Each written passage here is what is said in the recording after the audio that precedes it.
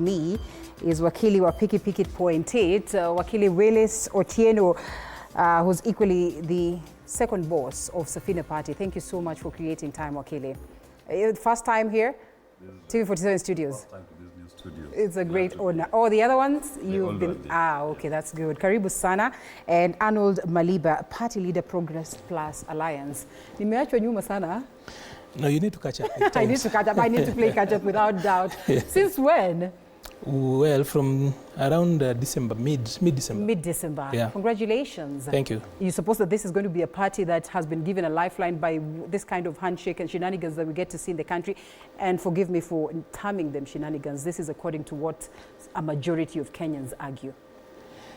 Literally, PPA, or the Progress Plus Alliance, is literally the party that you have to look forward to as we move forward, because you've seen all the other parties, you've seen what they can offer, you've seen their leadership and everything else. Yes. So if you are talking about the future, Progress Plus is where you need to be for a basic thing that, number one, the first liberation struggle was to get off the white man for independence. The second liberation was for good governance. It's embodied in the Constitution 2010. The third and final liberation, in my opinion, that is Article 43, socio-economic empowerment. There's too much talk and too much English. What we just need is to progress. We need to make progress. We've been around this mountain for so long. Yes. So we chose progress because we now have got a very foundational constitution. It defends itself. Right. Every time people try to actually assail it, it fights back. It has hard ways of fighting back. We are in a free country. We've got a good and robust governance framework. What is actually needed now is actually a progressive mindset, a progressive agenda, and progressivism is actually an ideology. That is what we are working on. How progressive in this era where coalitions are the in thing, in this era where, you know, people will look at you and say, okay, it's just how much? And, you know, you find independent candidates who would probably opt not to join a new party and say, let them go it independent. The political party idea is actually a tried and tested one, and it's the best way at political organization for purposes of capturing power and administering state. And I consider myself an ancient of political parties. Okay. I have worked in other political parties. I've been an official, I've been a staff member, and I think I know exactly what a political party should be, and I'm talking about a political party for the time. That Kenyans are tired. Kenyans are simply looking for three good things. They need, I know if you talk about good governance, automatically corruption should be under it, but they want somebody to fight corruption. They want service delivery, and they just want adherence to the law. If you adhere to the law, you do service delivery, and you deal with corruption. I don't like talking about government dealing with corruption or fighting corruption. Public corruption is committed by government. So government cannot be pretending like it's fighting corruption as if corruption is attacking from outside.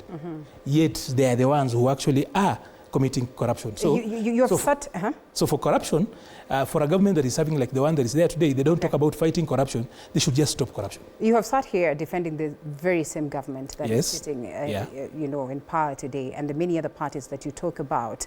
And Kenyans would be excited or perhaps curious to understand what new thing does Maliba and CORE, you know, bring on board, if at all they have believed in a government that we probably do not believe in, or in a government that is on board and we do not feel like it is presenting justice to us. Quickly.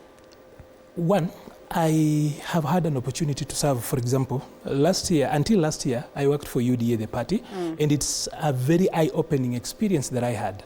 That I can't take it. I'm not the type that will come here and trash talk where I have been. But I had an opportunity to learn how to run a political party, and I'm talking about a ruling party. I also had an opportunity to see the mistakes, for example, that they make. And I will tell you one thing, I do not regret having supported UDA for at least 2-3 years for two reasons. That number one, UDA and Kenya Kwanza generally did a very good diagnostics on Kenya's problem. That they got right. But now it's at the implementation stage that they are having a problem. But they did. Why this problem? They strategically placed you there so that you can help them not to have challenges at the implementation. I was actually for communication. I was supposed to communicate. I'm not an implementer. The people who are implementing are the people in the executive. The communication is key. They say, and a majority of them are telling them that they are failing because their communication has failed. So you communicate what is being done. You communicate what is happening. But I will tell you this, that the Kenya Kwanza administration, at their diagnosis level, they got right what needs to be done. But at implementation, they are simply behaving like those who came before them. Okay. Yeah. Safina Party, what about it? What's going on? Maliba says that his party is the way to go and overlooks perhaps the presence of these many other parties that have been here long enough. What's happening now that we are very clear that you would like to go it for presidency sometime in 2027, of course, under the lead of Jimmy Wanjigi? What's going on so far? Safina Party we say safi sana na Wanjigi. Nani safi sana? Safi sana na Wanjigi. Okay. That's how to say it, how we put it. Safi Okay. sana na Wanjigi. But let me say this. We need to understand what the problem is in this country. Okay. And the legacy politicians, the ones Maliba used to work for, they don't just get it. Because they believe that the problem of Kenya is that we have this cake, and Uru's problem was how to distribute it. Okay. So William Ruto comes in, he thinks to solve the problem is let me distribute it in this manner. That is what we call demand-side economics. The Kenyan people today are crying for lack of money in their pockets. It's about the economy.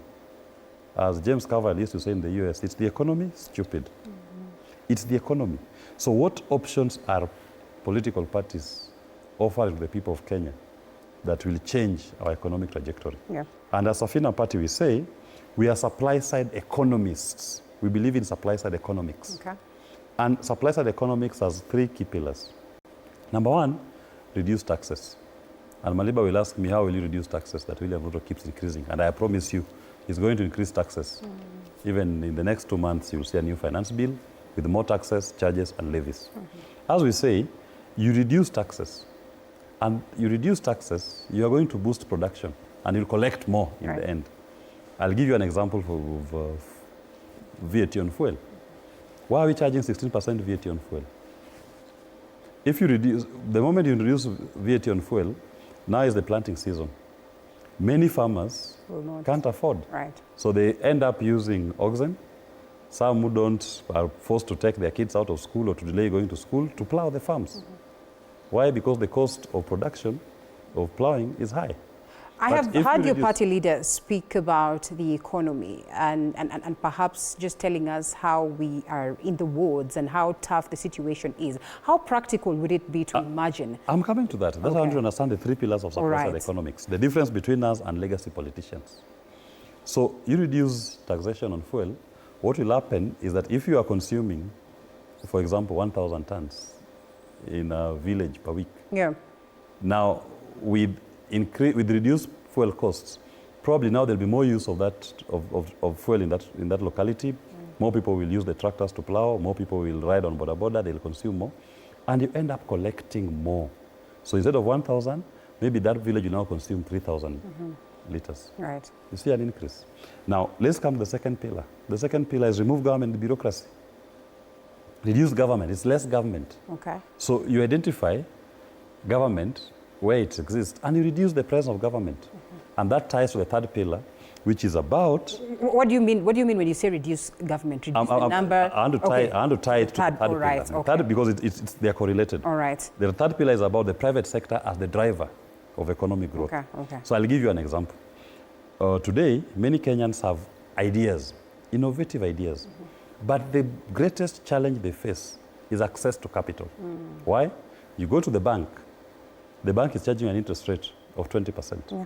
Why are they charging an interest of 20%? Because their number one customer is government, which is borrowing at 17%. So, Alela, you go to the bank will tell you, based on an assessment of you, 20-25% interest rate. You have your great idea.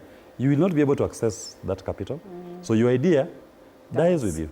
But if you remove government borrowing from the domestic market, which they say is a low risk according to the bank. The bank prefers to lend to government because a low risk is a sovereign guarantee. Right. They'll always be paid. So stop borrowing from the domestic market. Stop borrowing from the banks. What that achieves is automatically the banks are will be left with cash in their hands. Their depositors, their shareholders need dividends, need interest. So the bank will be hawking loans, begging you to take a loan. Pretty much what happened during the Kibaki time. During the Kibaki time. But then again, if government is going to be denied a chance to borrow home, then and we still are struggling with debt, so should they go back to... It takes me to even the question of debt when I say reduce government.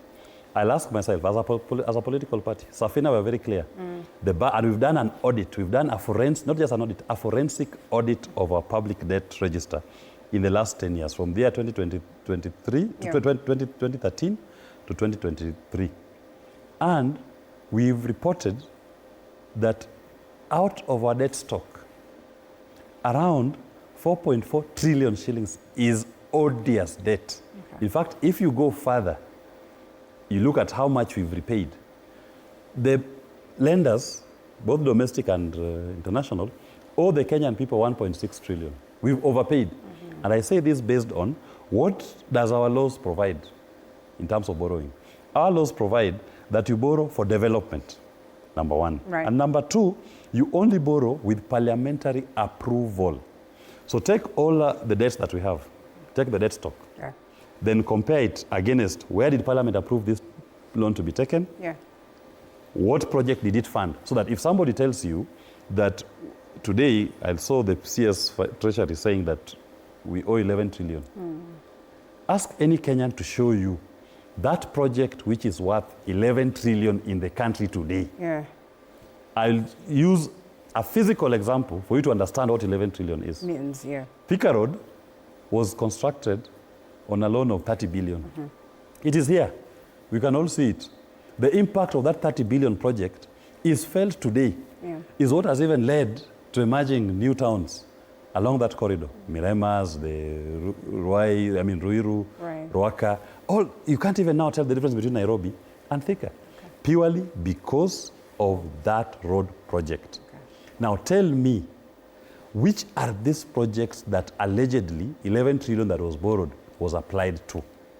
As Safina Party, we are saying they don't exist. So it means if somebody took loans in the names of the people of Kenya, we shall not pay, won't pay, and let the banks bear responsibility. You'll ask me where it has been done before. And of course, I'll ask you how. I will tell you what happened. In Mozambique, they took what is called tuna bond, $2 billion US. Yes. At the time when they took the tuna bond, we also took Euro bond, $2 billion US. We can trace $1 billion US coming into Kenya, part of it being used to retire an old loan that had been taken by Kibaki. $1 billion US cannot be traced. In fact, if you follow it, the paper trail ends somewhere in Qatar, in a private account. Okay. Why should the people of Kenya be overtaxed to pay for that $1 billion US? The people of Mozambique, in a similar circumstance, went to their courts. And they told their courts, this tuna bond, $2 billion US, was taken without following our laws. It's an odious debt. It's an illegal debt to us. We continue to struggle with the question of debt. And they did not pay. Why haven't we gone to court? We are in court. We're in court, but why is it that we are not, Because the legacy politicians are the ones who've taken these debts. They are the ones who are benefiting from this haste. All right, in fact, Jimmy Wanjigi calls it, this is the haste of the century.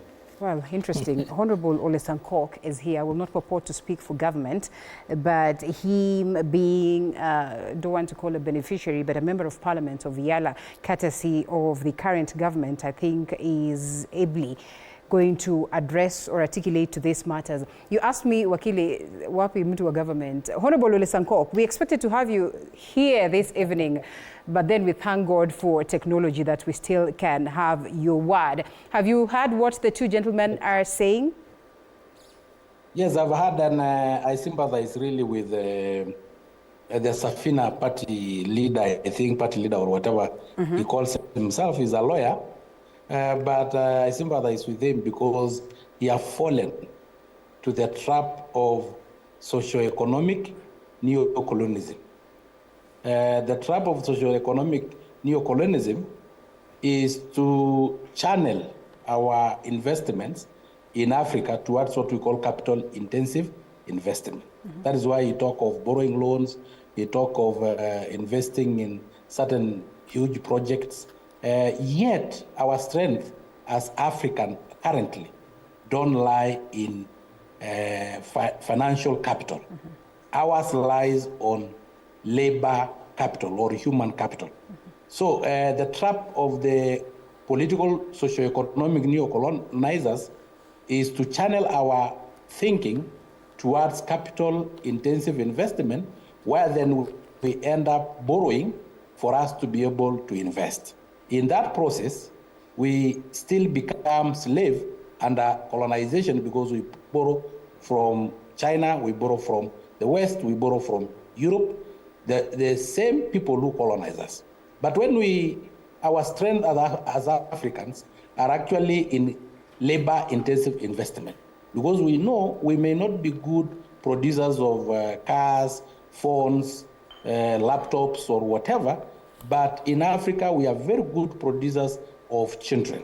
In terms of human capital, we have youth who are totally unemployed, energetic one, and also very intelligent because we have a good education system. Therefore, investing in labor-intensive investment is the way to go in Africa, where we have industries like leather industry that require very little financial capital, but very huge reliance on labor capital. The moment we invest on that, so why I sympathize with my brother there is that I think that they have the solution, but no, actually their solution is political socio-economic neocolonialism to us. We will, as Kenya Kwanza, and that's why we came up with what we call bottom-up economic model, which is how practical is the bottom-up economic model today? Yes. Very practical, because what we said is that instead of investing in large corporates with an aim of those corporate giving us employment and paying taxes, why don't we broaden the tax base, whereby we invest in small and medium enterprises, which require a lot of human capital rather than financial capital. I can give you an example of what even Kibaki did. Kibaki actually introduced some laws that enable us to acquire boda-bodas. And by acquiring boda-boda, it is a cheaper form of transport, and there are so many people now using boda-boda. If today you go to our petrol station, the boda-boda riders are actually consuming more petrol than our commercial vehicles. So by that, we have broadened the base of the taxpayers. The taxes that we used to receive from... Yes? Mheshimiwa, we have seen the handshake, which you were present during it happening. And today, yes, we have the president traversing the different parts of Nairobi, coming up with projects, and they say that they're going to extend this even further. And many would term that this is coming after that deal between him and Right Honorable Raila Odinga. If you look at the 10 aspects of the agreement that is there, or that is supposed to be implemented courtesy of this handshake, apart from the NADCO report, which largely speaks about the concerns of Kenyans, the rest also are just basically about development. Don't you think that it would be absurd to argue that, the bottom-up economy is working, that things are working for Kenyans, courtesy of the Kenya Kwanza government, yet they have had to loop in the Right Honorable Raila Odinga so that he would come in to assist in making sure that all these projects are implemented? Maybe, Linda, you are not aware why we brought Raila Odinga. You tell us then. We brought in Raila Odinga, who is actually the Prince of Peace. And Honorable Sankok. Is this the same you? Okay, proceed. The Prince of Peace. And the king without a crown. And we want to crown him. And that's why even we campaign hard for him, so that we can crown him. Why we say that he's the Prince of Peace is that Raila Odinga was jailed by Moi for 9 years, but still made peace with President Moi. Did you witness what happened in Kisii yesterday? You remember the issue of him and the late President Kibaki. Mm-hmm. They actually abused each other, but still Raila, being a Prince of Peace, was able to make peace with him, while Kibaki was abusing him, Umpafu Mafia Kuku. Mm-hmm. You remember what also happened with Uhuru Kenyatta. Uhuru was abusing him, Muganga and whatever, but still made peace with him. Mm-hmm. And again, lastly, William Ruto was abusing mzee wa kitandawili, but still was able to make peace with him. So we brought him as a prince of peace, because we can only achieve development when we have peace. And aware of where we came from, during the Gen Z protests and Teremusha Unga Kufa Sufuria kwa kichwa protest, we had, first of all, to seek peace. So we brought Raila. Hold it at that. The prince of... Yes, and we all understand that peace is important if at all we have to achieve any form of development. Hold your peace, Wakili. Just one line only. Okay. On the 11th of January 2022, Honorable Sankok stood up and accused Raila of committing treason twice. Yes. And he publicly said that Raila should not even qualify, should not even be allowed, cleared to contest for the presidency in 2022. Yes. You know, these legacy politicians, they say what is convenient today, they don't mean it. That is why we're in this mess we are in as a country. I'll end at that point on that. All right. Of course, let us shift gears a bit and look at what is in the world of sports, and then we come back with that conversation. Just how much a Prince of Peace is right, Honorable Raila Odinga, is what the gentleman will be reacting to.